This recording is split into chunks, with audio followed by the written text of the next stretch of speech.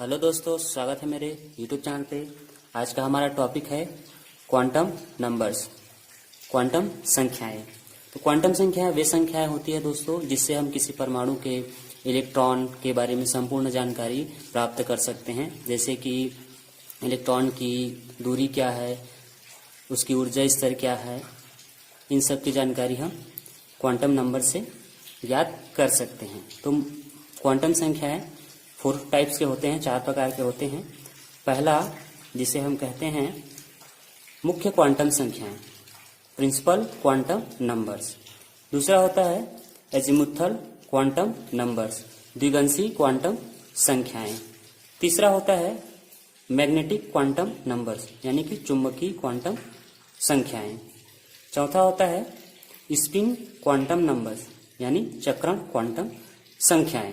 ठीक है दोस्तों, आगे हम डिटेल से पढ़ते हैं। चलिए, सबसे पहले अब पढ़ते हैं प्रिंसिपल क्वांटम नंबर्स, यानी मुख्य क्वांटम संख्याएं। इसे स्मॉल n से दर्शाते हैं। चलिए, मुख्य क्वांटम संख्याएं से हमें किसी परमाणु के इलेक्ट्रॉन के कोष का पता हमें चलता है। वो कौन से कोष में है, इलेक्ट्रॉन कौन से कोष में है, कौन से कक्ष में है, सेल में है। ठीक है दोस्तों, चलिए, इसका मान जो है कभी शून्य नहीं होता। मुख्य क्वांटम संख्या का मान कभी शून्य नहीं होता। मुख्य क्वांटम संख्या का मान होता है दोस्तों 1 2 3 4 5 6 7। चलिए, मैं एक छोटा सा डायग्राम बना देता हूँ समझने के लिए। सपोज ये नाभिक है, ये उसका पहला कोष है, दूसरा कोष है, तीसरा कोष है, और ये लास्ट चौथा कोष है दोस्तों। तो अगर n बराबर 1 है तो ये हो जाता है प्रथम कक्ष। ठीक है दोस्तों, ये हो गया प्रथम कक्ष, जिसे k से डिनोट करते हैं। n बराबर यानी मुख्य क्वांटम संख्या बराबर 2 है तो ये हो जाता है द्वितीय कक्ष, जिसे हम L से दर्शाते हैं। n बराबर 3 है तो ये हो जाता है तृतीय कक्ष, m से दर्शाते हैं। n का मान यानी मुख्य क्वांटम संख्या का मान 4 है तो ये हो जाता है चतुर्थ कक्ष n। ठीक है दोस्तों, n का मान अगर 1 है तो प्रथम कक्ष है, जिसे कि n का मान 2 है तो द्वितीय कक्ष, n का मान 3 है तो तृतीय कक्ष है, n का मान 4 है तो चतुर्थ कक्ष है। चलिए, एक एग्जांपल में लेता हूँ। जैसे सोडियम एग्जाम में पूछा जाए, कोई भी परमाणु ले सकता है, मैं यहाँ पे सोडियम लिया हूँ। सोडियम परमाणु का 10वें इलेक्ट्रॉन का मुख्य क्वांटम संख्या क्या है। ठीक है दोस्तों, तो चलिए हम इसको देखते हैं। सोडियम का परमाणु क्रमांक होता है 11। इसका हम इलेक्ट्रॉनिक कॉन्फ़िगरेशन निकालते हैं 1s2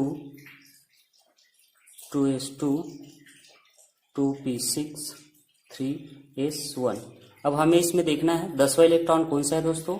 2 2 4 2 6, 10वां इलेक्ट्रॉन है हमारा किस पे है, 6, मतलब इसमें है। तो इसका मुख्य क्वांटम संख्या क्या हो जाएगा, 10वां इलेक्ट्रॉन का मुख्य क्वांटम संख्या हो जाएगा दोस्तों 2 हो जाएगा। मतलब सोडियम परमाणु का 10वां इलेक्ट्रॉन कौन से कक्ष में है, द्वितीय कक्ष में। द्वितीय कक्ष में मतलब इस वाले कक्ष में।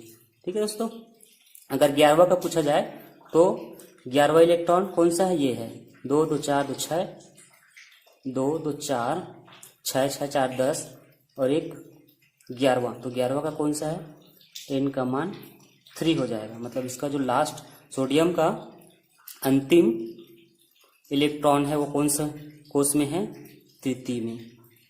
ठीक है दोस्तों, मतलब इसमें, इस वाले कोष में है। चलिए आगे बढ़ते हैं। सेकेंड है एजीमुथल क्वांटम नंबर्स, यानी कि द्विगंशी क्वांटम संख्याएं। इसे स्मॉल l से प्रदर्शित करते हैं। ठीक है दोस्तों, द्विगंशी क्वांटम संख्या का मान हमेशा मुख्य क्वांटम संख्याएं n पे निर्भर रहता है। चलिए, इसका मान यानी कि द्विगंशी क्वांटम संख्या का मान 0 से स्टार्ट होता है। इसका एक सूत्र है दोस्तों, n-1, n-1।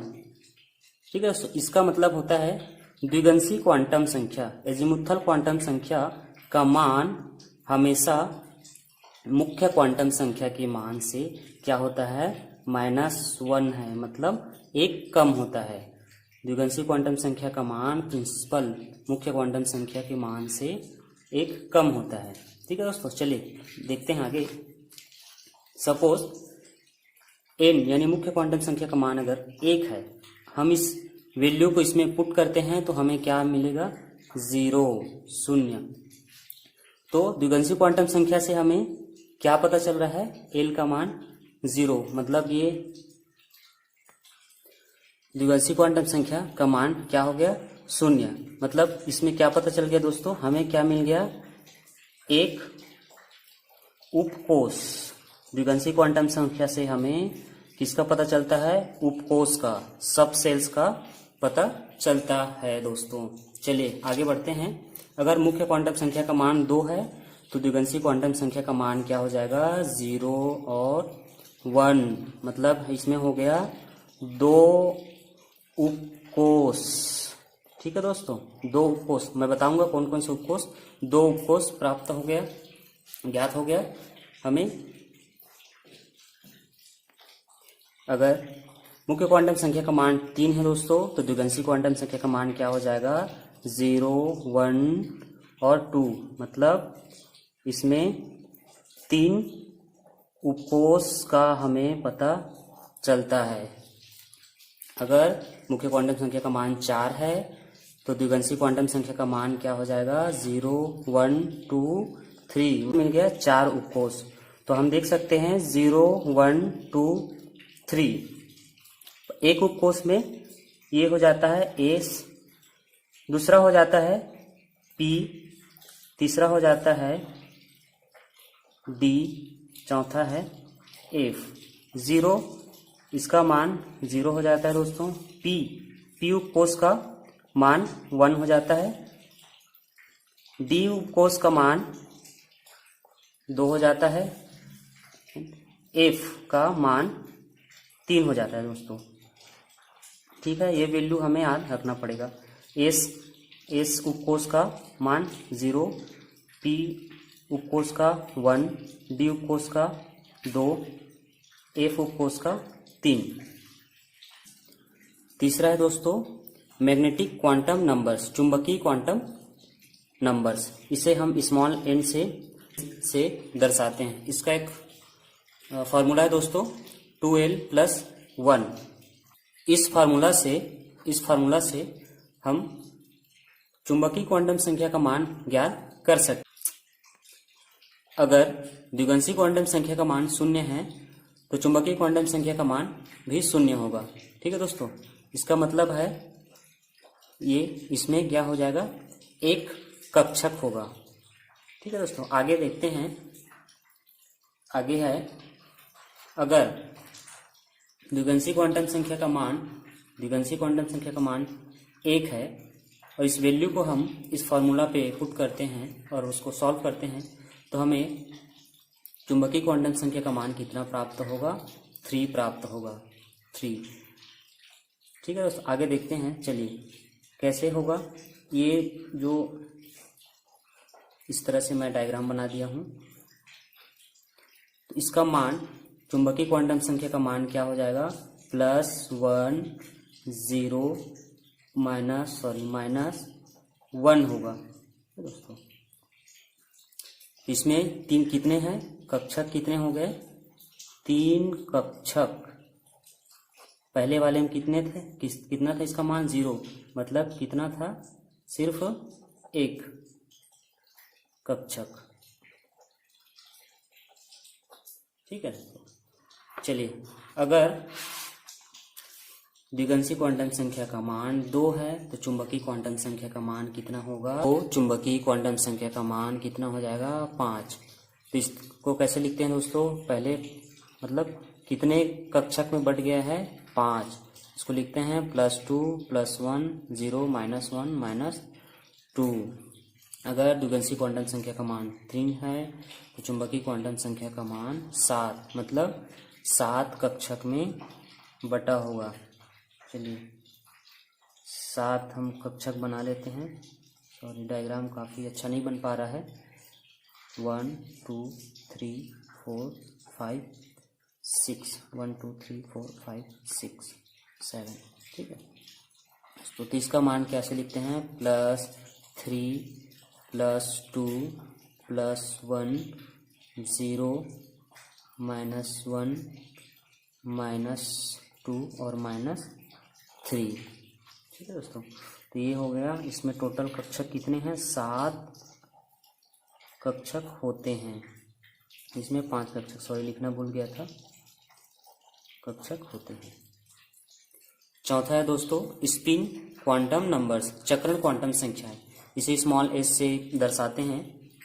स्पिन क्वांटम संख्याएं दोस्तों इलेक्ट्रॉन की दिशा को बताती है कि इलेक्ट्रॉन कौन सी दिशा में घूर्णन करती है, क्लॉकवाइज की एंटी क्लॉकवाइज।